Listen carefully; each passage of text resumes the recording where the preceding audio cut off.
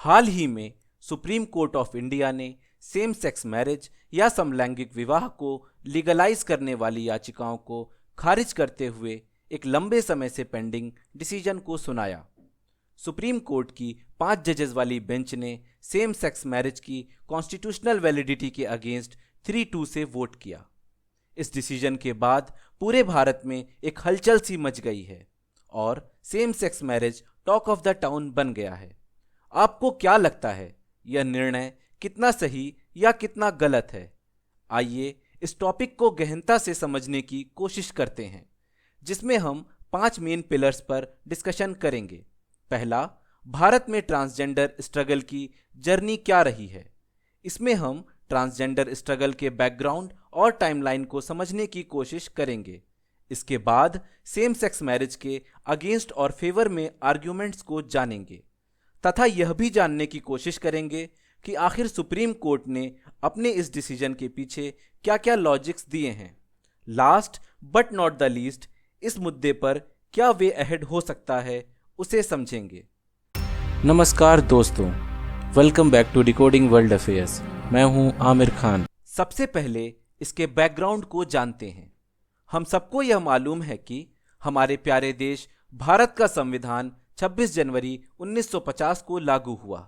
अगर हम उस समय की बात करें तो राइट टू मैरी ना तो फंडामेंटल राइट के रूप में और ना ही कॉन्स्टिट्यूशनल राइट के रूप में एक्सप्रेसली रिकॉग्नाइज्ड था, बल्कि इसे एक स्टैट्यूटरी राइट की मान्यता मिली थी।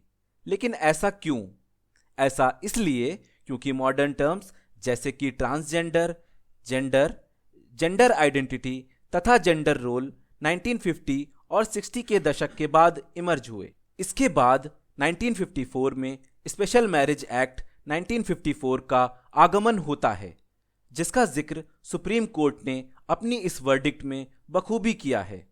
यह एक्ट भारत तथा भारत के बाहर रहने वाले भारतीयों के सिविल मैरिज के प्रोविजंस को irrespective of religion and caste describe करती है।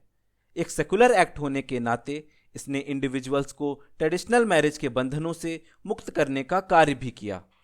इसके बाद सन 2001 में नास फाउंडेशन नाम की एनजीओ ने दिल्ली हाई कोर्ट में एक पीआईएल दाखिल की, जिसमें उसके द्वारा आईपीसी की सेक्शन 377 की कॉन्स्टिट्यूशनैलिटी को चैलेंज किया गया। पर इसमें प्रॉब्लम क्या थी? सेक्शन 377 या धारा 377 होमोसेक्सुअलिटी के बारे में बात करती है, जिसे ब्रिटिशर्स ने क्रिमिनलाइज किया था। लेकिन सन 2009 में दिल्ली हाई कोर्ट ने आईपीसी की धारा 377 को न सिर्फ अनकॉन्स्टिट्यूशनल ठहराया, बल्कि इसे डिक्रिमिनलाइज भी किया। पर इस डिसीजन के महज 4 साल बाद ही सन 2013 में सुप्रीम कोर्ट ऑफ इंडिया इस डिसीजन को ओवरटर्न कर देता है और सेक्शन 377 को रीइंस्टेट कर दिया जाता है। इसके बाद सन 2018 में सुप्रीम कोर्ट नवतेज सिंह जौहर बनाम यूनियन ऑफ इंडिया केस में अपने ही 2013 के इस डिसीजन को ओवरटर्न करते हुए होमोसेक्सुअलिटी को फिर से डिक्रिमिनलाइज कर देता है। इसमें सुप्रीम कोर्ट यह भी तर्क देता है कि एलजीबीटी कम्युनिटी के सदस्य बाकी और सिटीजन्स की तरह full constitutional rights, equal citizenship और इक्वल प्रोटेक्शन ऑफ लॉ के हकदार हैं। साथ ही साथ सन 2018 में ही supreme court universal declaration of human right के आर्टिकल 16 और पुट्टास्वामी केस को रेफर करते हुए एक ऐतिहासिक निर्णय देता है, जिसमें right to marry of his और हर ओन चॉइस को आर्टिकल 21 का इंटीग्रल पार्ट बताते हुए फंडामेंटल राइट के अंडर रखा जाता है। मगर अभी कुछ दिनों पहले 14 नवंबर 2022 को 2 सेम सेक्स कपल ने सुप्रीम कोर्ट में सेम सेक्स मैरिज के लीगल रिकॉग्निशन के लिए पिटीशन फाइल किया था, जिसे सुप्रीम कोर्ट की 5 जजेस वाली बेंच में से 3 ने स्वीकार नहीं किया तथा 2 ने इसका समर्थन किया। आगे हम इसे ही एक्सप्लोर करेंगे कि आखिर 3 जजेस ने इसे डिनाई क्यों किया और 2 जजेस ने इसका समर्थन किस बेसिस पर किया।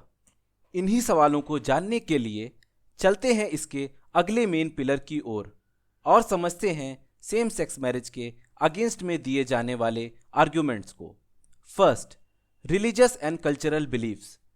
जैसा कि हम जानते हैं कि मैरिज से रिलेटेड लॉज में एक रिलीजियस जेनेसिस है और ज़्यादातर धर्मों का यह मानना है कि मैरिज या विवाह सिर्फ एक स्त्री और पुरुष के बीच ही संभव है।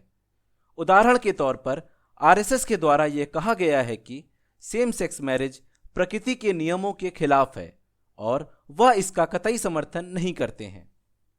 सेकंड, यह भी तर्क दिया जाता है कि same sex marriage concept of family को डिस्ट्रॉय करती है और कंजर्वेटिव्स का तो यहाँ तक मानना है कि इससे फैमिली, जो कि फंडामेंटल ब्लॉक ऑफ सोसाइटी कहलाती है, उसका असल मकसद ही खत्म हो जाएगा। जमीयत उलेमाए हिंद जैसी ऑर्गेनाइजेशन का यह कहना है कि same sex marriage family system पर एक अटैक है और पर्सनल लॉज के साथ कॉन्ट्रावीन भी करता है। थर्ड, कुछ लोग यह भी आर्ग्यू करते हैं कि फैमिली का मेन पर्पस प्रोक्रिएशन या प्रजनन होता है और same sex couples biological children पैदा करने में असमर्थ होते हैं। इसीलिए उनका मानना है कि इसे अलाउ नहीं किया जाना चाहिए क्योंकि यह नेचुरल ऑर्डर ऑफ थिंग्स के अगेंस्ट है। फोर्थ, यह भी कंसर्न जाहिर किए जा रहे हैं कि सेम सेक्स मैरिज को अलाउ करना लीगल प्रॉब्लम्स भी क्रिएट कर सकता है। प्रॉपर्टी राइट्स, इनहेरिटेंस तथा टैक्स जैसे मुद्दों पर एक कॉम्प्लेक्सिटी देखने को मिल सकती है। कुछ लोगों का तो यह भी मानना है कि सेम सेक्स मैरिज को अकोमोडेट करने के लिए लॉज एंड रेगुलेशंस में आमूल चूल परिवर्तन करने की ज़रूरत पड़ेगी, जो कि असंभव के करीब है। फिफ्थ, राइट टू प्राइवेसी को पब्लिक एस्पेक्ट में एक्सटेंड नहीं किया जा सकता है।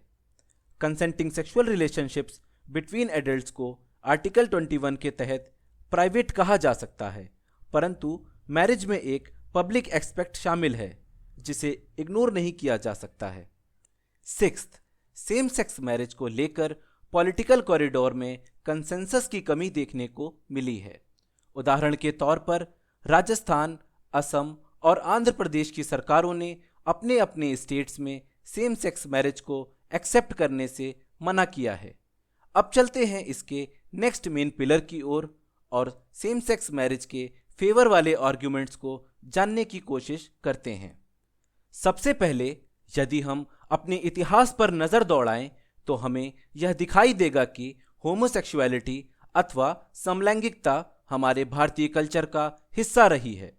खजुराहो के वेस्टर्न ग्रुप ऑफ टेम्पल्स में कंदरिया महादेव टेम्पल के एक्सटीरियर में एरोटिक आर्किटेक्चर और स्कल्पचर इसका जीता जागता नमूना है।